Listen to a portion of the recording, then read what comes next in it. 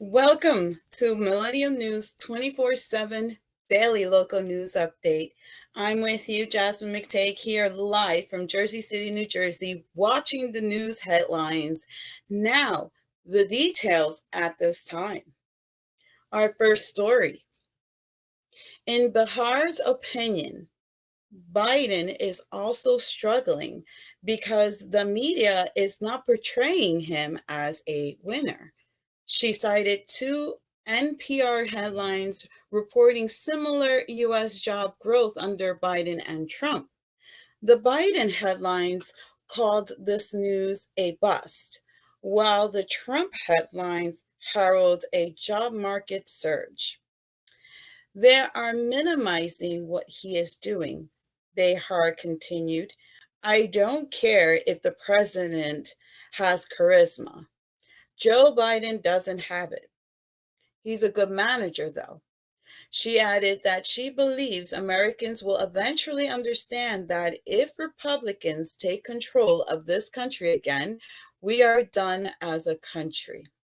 Guest host Mia Love argued that Biden's messaging about how he'll help the American people through crises like inflation, immigration at the border, and rising gas prices is not getting through to the general public.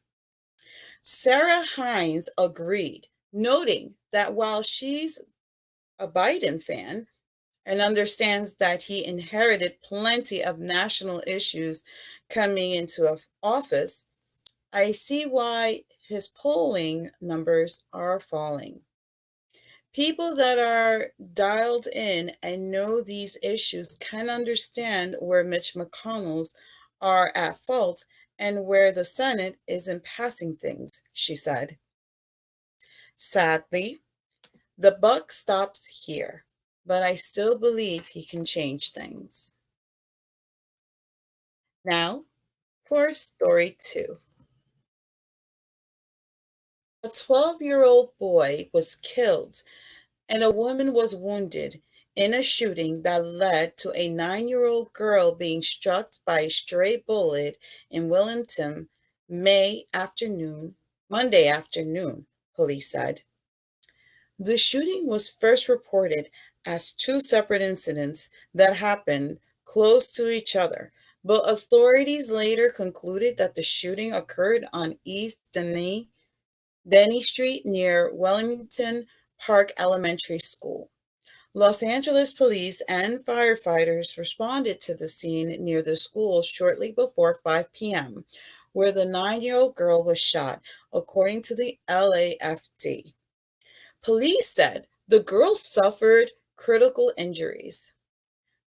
The two other victims, a 12-year-old boy and a 20-year-old woman, were found blocks away in the 800 block of North Eubank Avenue, according to LAFD.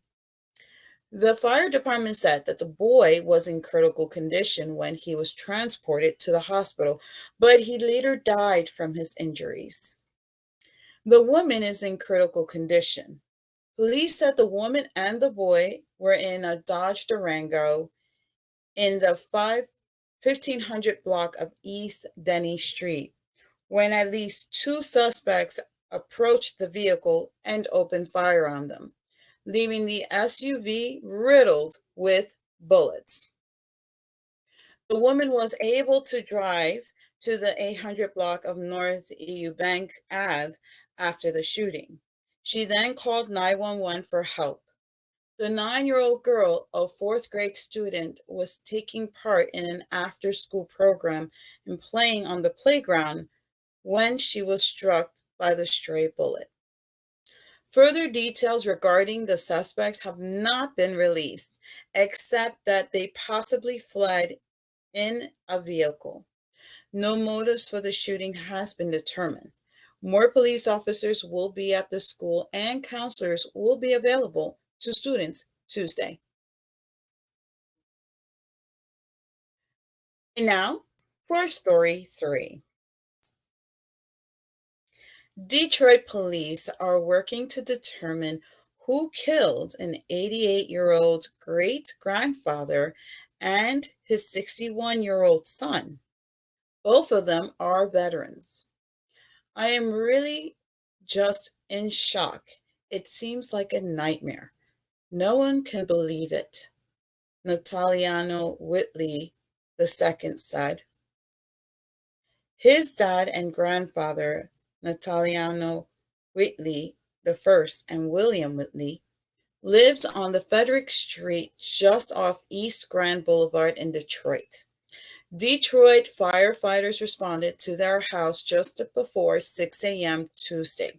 As firefighters entered, they found evidence that someone threw a Molotov cocktail or some kind of explosive device into the home.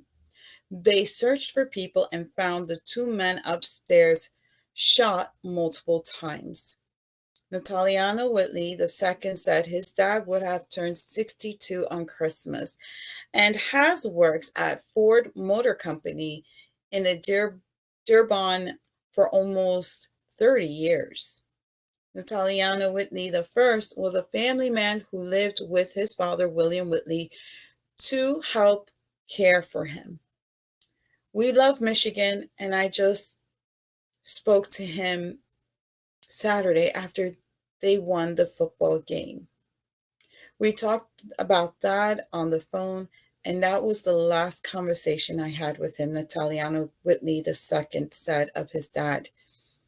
He said his grandfather, William Whitley, turned 88 years old just days ago.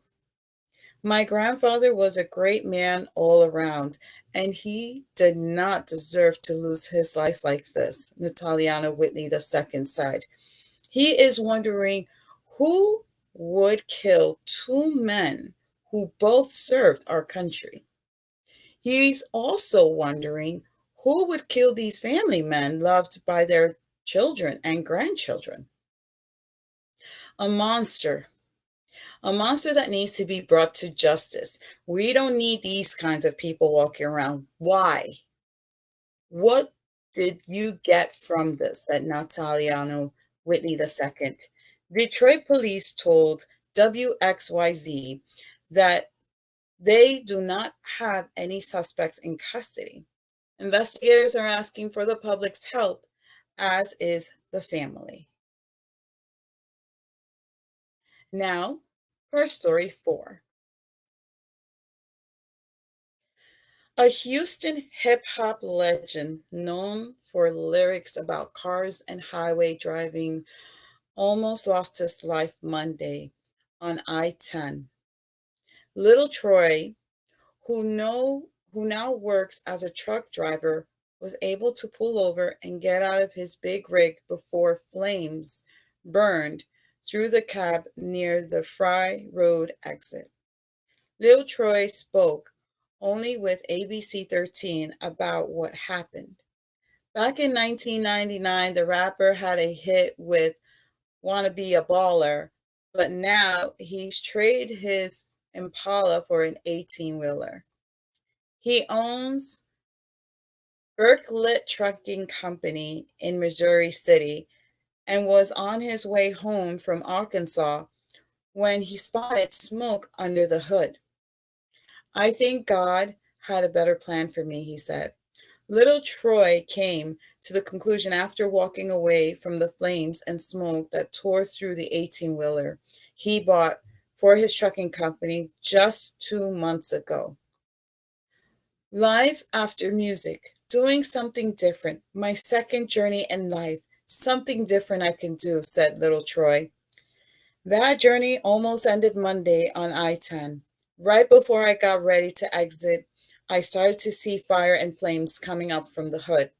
I was like, oh, I got to get out of this truck.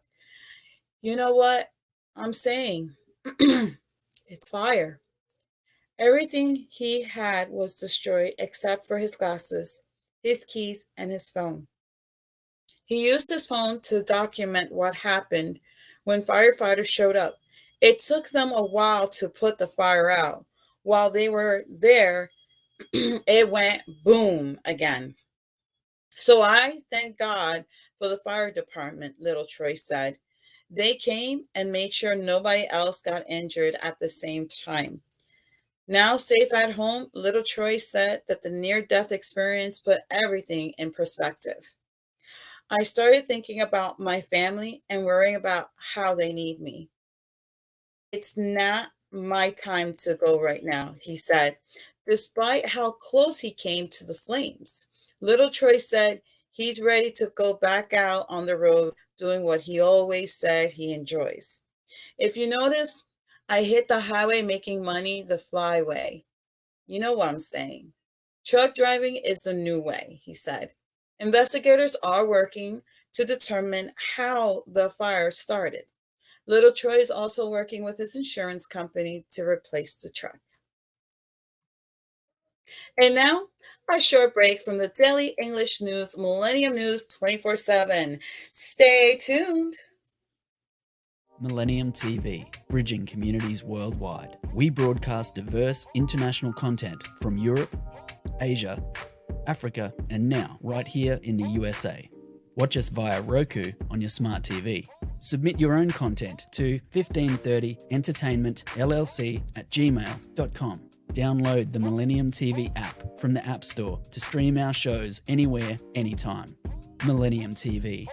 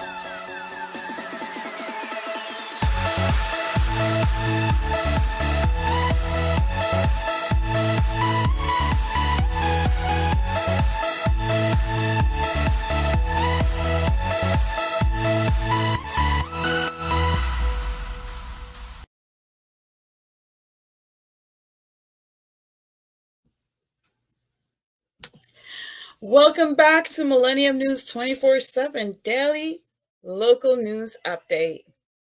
Now, here is our story 5. New Orleans coroner released names of the 4 people fatally shot in New Orleans between Friday and Sunday. Michael Thomas, 51, is the man who was shot and killed by Algiers business person Friday morning. New Orleans police said a woman let Thomas into her business in the 1300 block of Odon Street. When he was attacked her, she pulled a gun and shot him, police said. Emergency medical services declared him dead there. The coroner identified McKay Curtin, 24, as the woman shot and killed in St. Roch Friday afternoon. Officers responded to a shooting in the 2300 block of North Galvez Street at 3:55 p.m. Curtin had been shot and emergency medical services took her to the hospital. She was later pronounced dead, and Lorenzo Cortez, 27, was shot and killed Saturday morning in Hollygrove. A report of a gunfire at about 11:25 a.m. sent officers to the 3100 block of Mistletoe Street, where they said they found the victim unresponsive on the porch of a home. Cortez was declared dead there. The coroner also identified Alton William, 21, as the valet working at the Ace Hotel downtown, who was shot to death about midnight Saturday after an argument with a customer caused the two to draw guns on each other. And now for story 6. A Dallas man is headed to prison for more than 6 years after cameras captured him killing and dumping two dogs. A conviction and lengthy prison term that police, prosecutors, and animal activists hope sends a clear and convincing message. In early April of this year, cameras installed on Dowdry Ferry Road, south of the Interstate 20, captured a man stopping by the side of the road in a gray pickup truck. He removed two white puppies from the bed of the truck and tossed them over a barricade to construction site. He is then seen picking up a tree branch or log. Off cameras, you can hear the sounds of the dogs crying out as a loud impact is heard. After the man drove away, the dogs were found side by side. They had been bludgeoned to death. "This is a camera," said Jeremy Boss of the Dowdry Ferry Animal Commission as he pointed to one of the two cameras at the location. "And this is the one that got him," said Boss. The man arrested just hours later was Sebastian Acosta. And now for story 7.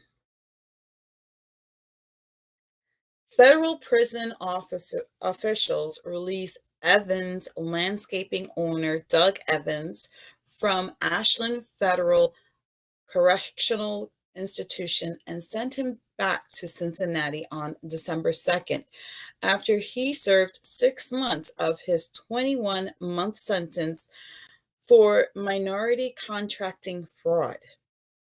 A Bureau of Prison spokesman said Evans is now being overseen by its Cincinnati Residential Reentry Management Office, where he is either at halfway house or in home confinement. For privacy, safety, and security reasons, we do not discuss any individual inmate's condition of confinement, reason for transfer, or specific release plans. Bureau of Prison spokesman Donald Murphy wrote in a response to WCPO's questions.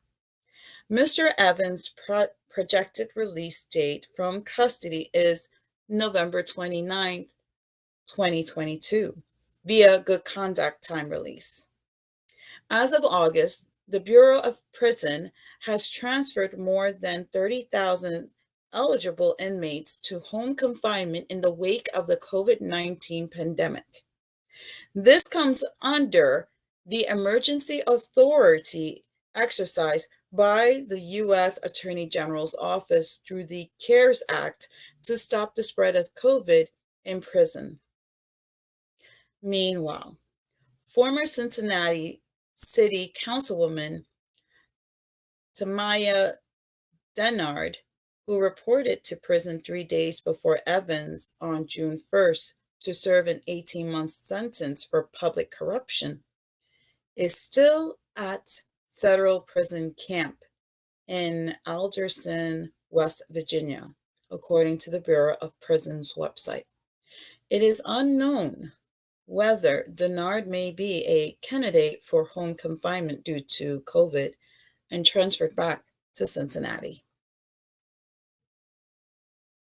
Now, for story 8.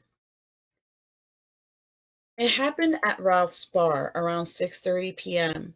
on the corner of Torresdale and Blee Avenue in the city's Mayfair section. Detectives say there were 15 people inside the business when the gunfire erupted following some type of argument. At some point, he pulled a gun from his waistband, backed up, and just began to fire at people who are all clearly trying to do the right thing, said Philadelphia Police Captain John Walker. 3 men, including a 33-year-old and a 38-year-old, were injured in the shooting, police said. The victims, who are expected to survive, allegedly had nothing to do with the argument that led to the shooting. Teresa Berger was there celebrating her birthday when the violence broke out. I didn't know they were gunshots. I thought it was just banging on the bar, said Berger, who was in the bathroom when the bullets started flying. Police say security videos show the gunman casually walking around inside after the shooting. The suspect has not been identified, but police say at least one arrest was made. And now, a short break from the daily English news, Millennium News 24/7. Stay tuned.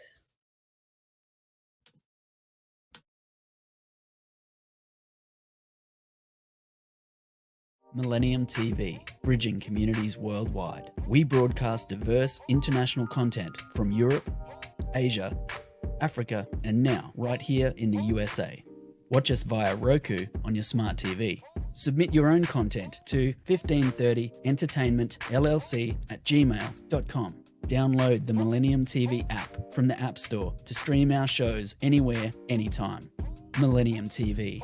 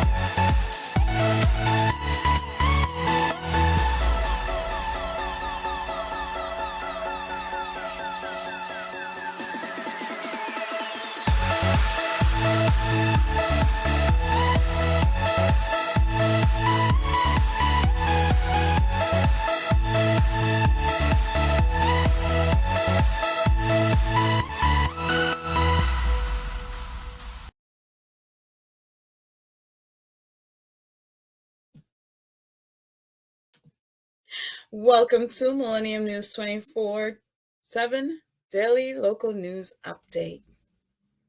And now for story 9.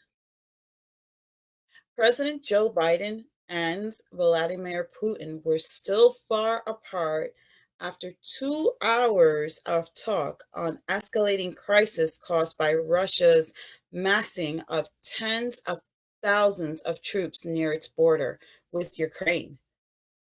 Biden delivered a simple message during Tuesday's video call with Putin: invade Ukraine again and face painful sanctions that will do resounding harm to your economy. Putin had his own blunt take, according to his foreign advisors Yuri Yashkovkov,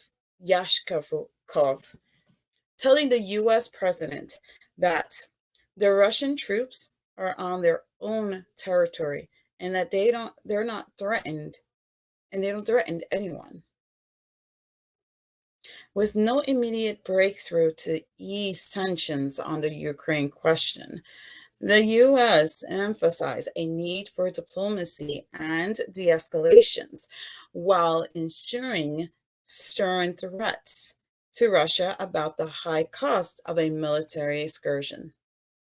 Biden told President Putin directly that if Russia further invades Ukraine, the United States and our European allies would respond with strong economic measures, the U.S. National Security Advisor Jake Sullivan said.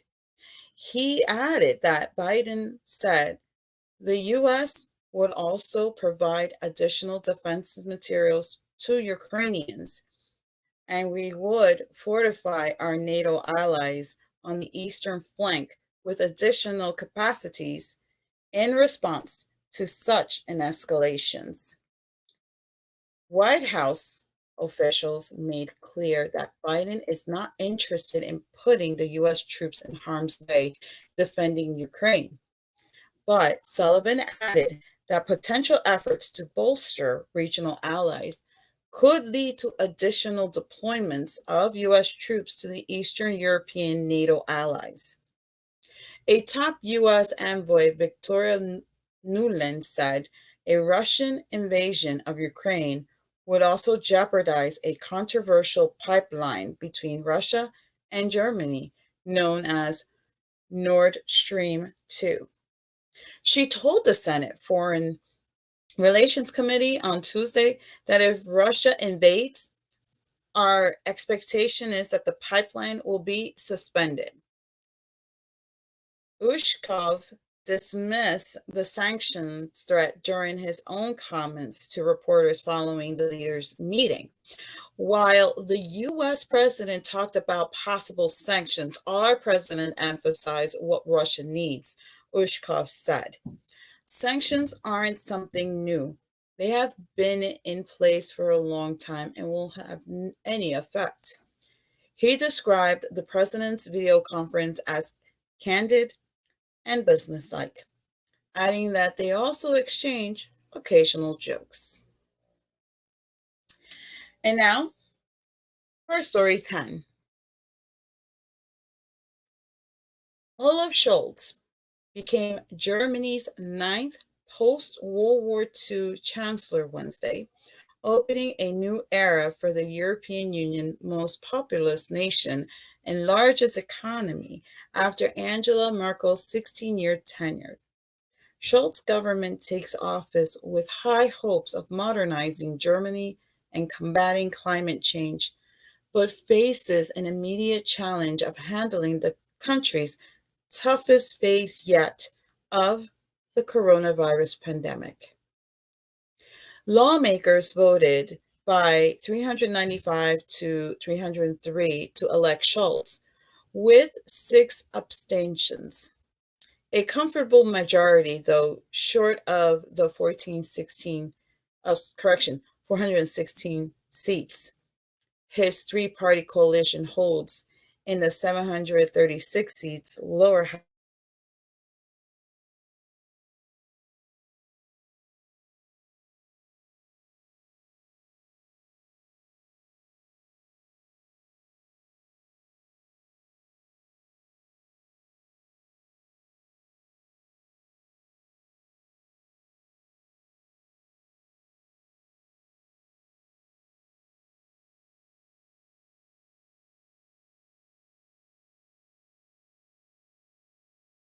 Millennium TV, bridging communities worldwide. We broadcast diverse international content from Europe, Asia, Africa, and now right here in the USA.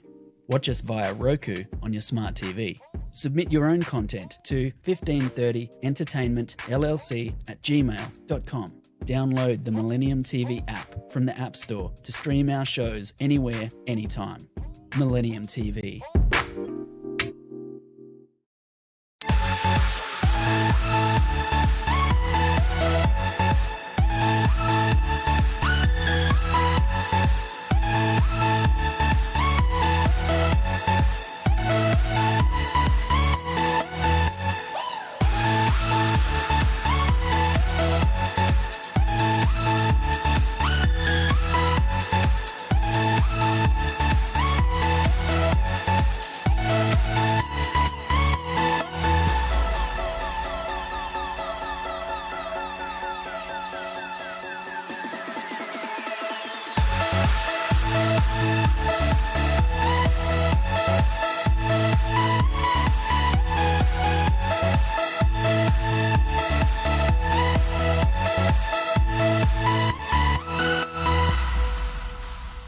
Millennium TV, bridging communities worldwide. We broadcast diverse international content from Europe, Asia, Africa, and now right here in the USA.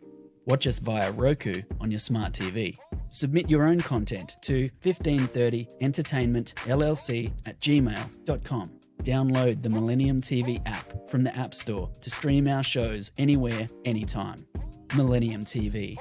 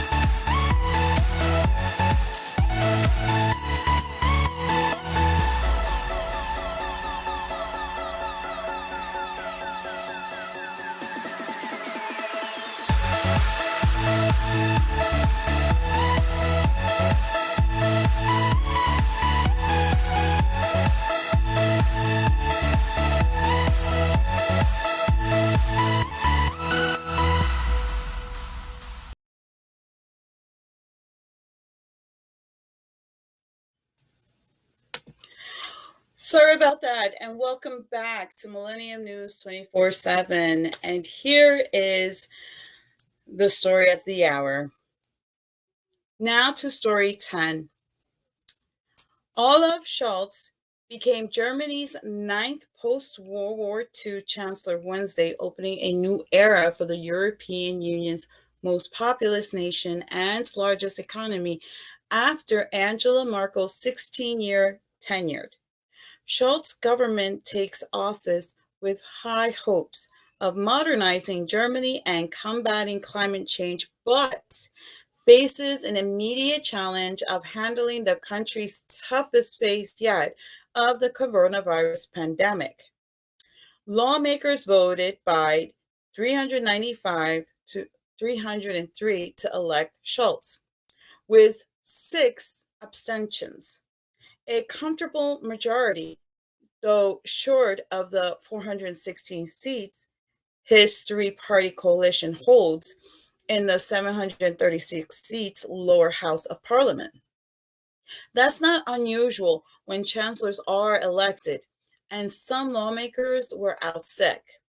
Schultz exchanged fist bumps with lawmakers from across the political spectrum before Germany's president Frank-Walter Steinmeier formally appointed him as chancellor.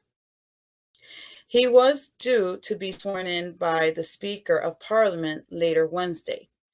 Merkel, who is no longer a member of Parliament, looked on from the spectators' gallery as Parliament voted. Lawmakers gave her a standing ovation as the session started.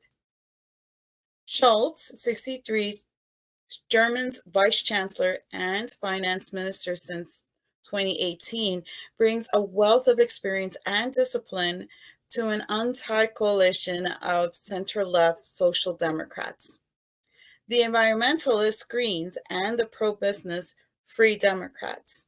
The three parties are portraying the combination of formal rival as progressive alliance that will bring new energy to the country after Merkel's near record time in office. We are venturing a new departure, one that takes up the major challenges of this decade and well beyond that, Schultz said Tuesday. If the party succeed, he added, that is a mandate to be reelected together at the next election. The new government aims to set up efforts against climate change by expanding the use of renewable energy and bringing Germany's exit from coal-fired power forward from 2038, ideally to 2030. It also wants to do more to modernize the country, including improving its notoriously poor cell phones and internet networks. It also plans more liberal social policies, including legalizing the sales of cannabis for recreational purposes and easing the path to German citizenship while pledging greater efforts to deport immigrants who don't win asylum.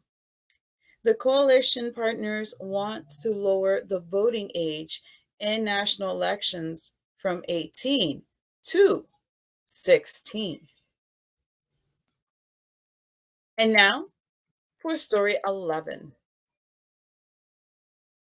The European diplomat chairing nuclear talks between Iran and world powers saying negotiation in Vienna will resume Thursday. Enrique Mora said Wednesday on Twitter that the parties to the 2015 Vienna Accord will meet in the Austrian capital after consulting with their governments in recent days. European diplomats had urged Tehran to come back with realistic proposals after Iran's delegation last week made numerous demands that were deemed unacceptable by the other parties to the accord: Britain, China, France, Germany, and Russia. The United States withdrew from the agreement in 2018 under former U.S. President Donald Trump. His successor, Joe Biden, has indicated that the U.S. is willing to return, and American diplomats in Vienna are being briefed by other powers. The Vienna Accord, formerly known as the Joint Comprehensive Plan of Action, was meant to rein in the Tehran nuclear program in return for loosening economic sanctions against Iran. Following the U.S. decision to withdraw and reimpose sanctions, Iran has ramped up its nuclear program again by enriching uranium beyond the threshold allowed in the agreement. Tehran has also restricted monitors from the UN atomic watchdog from accessing its nuclear facilities, raising concerns about what the country is doing behind closed doors. And now for story 12. A Japanese billionaire and his producer rocketed to space Wednesday as the first self-paying space tourist in more than a decade. Fashion tycoon Yosaku Maezawa and producer Yuzo Hirano, who plans to film his mission, blasted off for the International Space Station in a Russian Soyuz spacecraft, along with Russian cosmonaut Alexander Misyukhin. The trio lifted off as scheduled at 12:38 p.m. aboard the Soyuz MS-20 from the Russian-led Baikonur launch facility in Kazakhstan. Maezawa and Hirano are scheduled to spend 12 days in space. The two will be the first self-paying tourists to visit the space station since 2009. The price of the trip hasn't been disclosed. I would like to look at the Earth from space. I would like to experience the opportunity to feel weightlessness, Maezawa said during the pre-flight news conference on Tuesday. And I also have a personal expectation. I'm curious how this space will change me, how I will change after this space flight. A company that organizes flights said Maezawa compiled a list of 100 things to do in space after asking the public for ideas. The list includes simple things about daily life to maybe some other fun activities to more serious questions as well. Space Adventures President Tom Shelley said his intention is to try to share the experience of what it means to be in space with the general public. Shelley told the Associated Press earlier this year, Maezawa made his fortune in retail fashion, launching Japan's largest online fashion mall, Zuzutown. Forbes magazine estimates his net worth at $2 billion. The tycoon has also booked a flyby around the moon aboard the Elon Musk Starship that is tentatively scheduled for 2023. He'll be joined on the trip by 8 contest winners. And now, a short break from the Daily English News, Millennium News 24/7. Stay tuned. Millennium TV, bridging communities worldwide. We broadcast diverse international content from Europe, Asia, Africa, and now right here in the USA. Watch us via Roku on your smart TV. Submit your own content to 1530entertainmentllc@gmail.com. Download the Millennium TV app from the App Store to stream our shows anywhere, anytime. Millennium TV.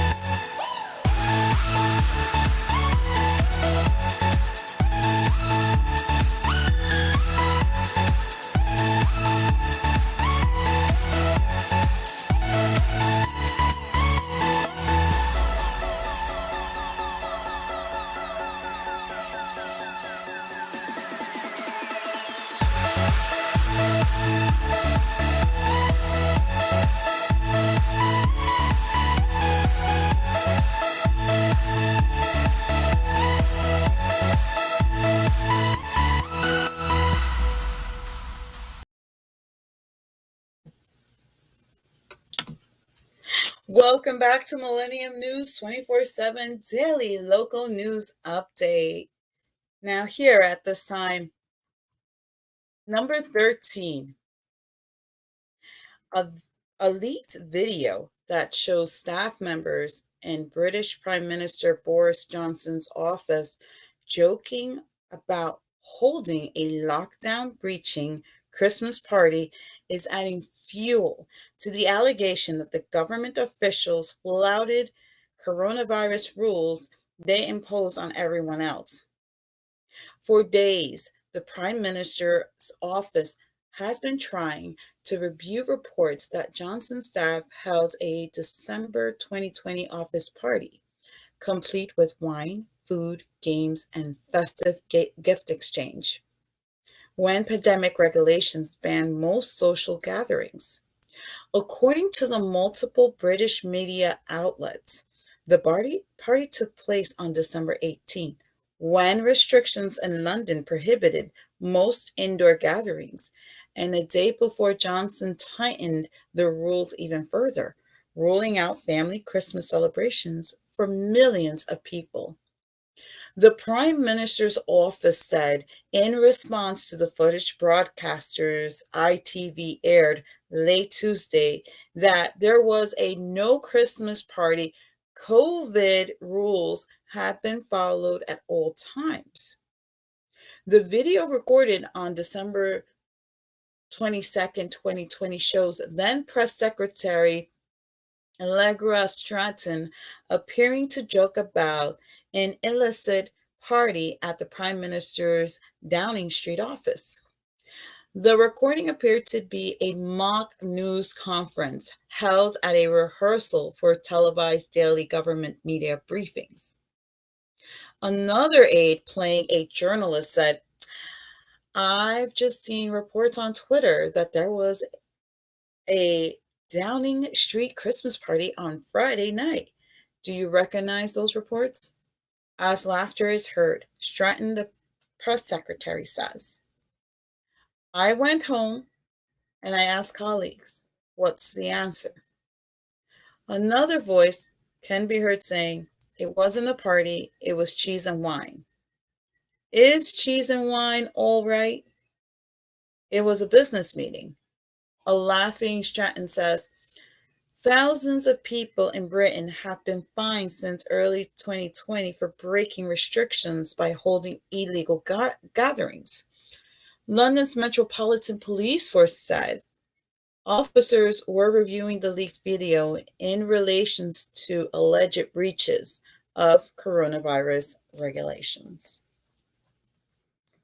Now, for story 14. An Indonesian court sentenced an Islamic militant who eluded capture for 16 years to life in prison on Wednesday after finding him guilty of making bombs using in 2005's market attack that killed 22 people. Upik Lawanga, known as Professor, is a key member of the Jemaah Islamia militant network, which the U.S. has designated a terrorist group. It is widely banned for attacks including in the is widely blamed, for attacks including the 2002 bombing in the Indonesian resort island of Bali that killed 202 people, mostly foreign tourists, as well as attacks in the Philippines. The East Jakarta District Court found Lawanga, 43, guilty of involvement in the May 28, 2005 attack at Tantania Market in Poso District, which killed 22 people and injured 91 others, mostly Christians. Muslim-Christian conflicts in Poso is central Sulawesi province killed at least 1,000 people from 1998 to 2002. Lawanga was also accused of building bombs used in the 2004 passenger minibus attack that killed 6 people, and in 2006 attacks using flashing light bomb that killed a Christian woman. What the defendant has done was a crime against humanity that left deep wounds, trauma, and sorrow for the families of the victims, said presiding Judge Sutkina, who goes by a single name. Lawanga said he would appeal the decision. He argued in court that he helped make the bombs but did not carry out the attacks, saying he did not know how they would be used. He said he was only obeying orders from the senior member of the group to assemble bombs to avenge Christians from the massacre of Muslims at an Islamic boarding school during sectarian conflicts in May 2000. He said his motive was the death of relatives and friends in the Muslim-Christian conflict and the burning of a mosque and his brother's house. Other militants testified that Lawanga was nicknamed the Professor because his ability to build bombs and firearms. They described him as an important figure because of his expertise. Lawanga said he joined Jemaah Islamiyah in Poso in 2002 and learned how to assemble bombs from Azari bin Hussein, a Malaysian bombing-making mastermind who was killed in the police raid in Indonesia in 2005. Lawanga left Poso after 2005 attacks and lived with his wife and children in Lampung as a duck farmer. The trial began early September and was held remotely due to the coronavirus pandemic. And now for story 15. An Indian Army helicopter carrying the country's military chief crashed Wednesday in southern Tamil Nadu state. The Air Force said it did not say whether Chief of Defense Staff Bipin Rawat was injured in the accident. Public broadcasters Prasar Bharati said 3 injured people were taken to a hospital. Television images showed the helicopter in flames as local residents tried to douse it. There was no immediate confirmation of the number of people on the helicopter, but local news channels showed a flight manifest that displayed the names of 9 people as passengers, including Ratwa's wife and another senior defense officials. The Air Force said in a tweet that an inquiry has been ordered into the accident. Ratwa is the most senior official in Indian military. He is also an advisor to the Defense Ministry. He assumed the newly created post last year after retiring as Army Chief. The Press Trust of India's news agency said the Mi-17V5 helicopter was on its way from an Air Force base to the Army's Defense Services College, where it crashed near Connor in Tamil Nadu. And now for Story 16. Malaysia's appeal court on Wednesday upheld the conviction and 12-year jail sentence of ex-Prime Minister Najib Razak linked to the massive looting of the I-1MDB state investment fund that brought down his government in 2018. Najib was found guilty by the High Court in July 2020 of abuse of power, criminal breach of trust, and money laundering for illegally receiving 42 million ringgits, or $9.9 million, from the SRC International, a former unit of the 1MDB. It was the first several corruption trials against Najib that are linked to the 1MDB scandal, which sparked investigations in the US and several other countries. The ruling by the three-member appellate bench was delivered via Zoom hearing after defense lawyers were suspected to have contracted COVID-19. All in all, we find the conviction safe, said the appeal court judge Abdul Karim Abdul Jalil. He dismissed the appeal and affirmed the conviction by the High Court on all 7 charges. The appellate court approved the defense request to stay the conviction pending a final appeal. Najib, 68, will remain out on bail until then. Najib, who looked somber when the verdict was read out, told a virtual news conference later that he was disappointed in the outcome. He reiterated his innocence and said he would appeal to the federal court, the country's top court. As a Muslim, I have sworn in name of Allah that I didn't know the 42 million ringgit was for SRC, nor did I ask for it, nor did I direct anyone or the amount to be transferred to my office to my personal account, he said. Najib, who set up a 1MDB shortly after taking office in 2009, he said the charges against him were political. He has just returned from Singapore after the court approved his request earlier to travel to be with his daughter, who recently gave birth. Lead prosecutor Sith Barim said appeals court verdict shows the case was based on cold, hard facts and that there was no political motive behind Najib's prosecution. A scion of one of Malaysia's most prominent political families, Najib faces a total of 42 charges in 5 separate trials linked to the 1MDB, some of which are ongoing. Investigators allege at least a $4.5 billion was stolen from it and laundered to Najib's associates. Najib's wife is also on trial for corruption. Despite his graft conviction, Najib remains politically influenced, and his United Malays National Organization Party has rebounded from its 2018 shocking election ouster.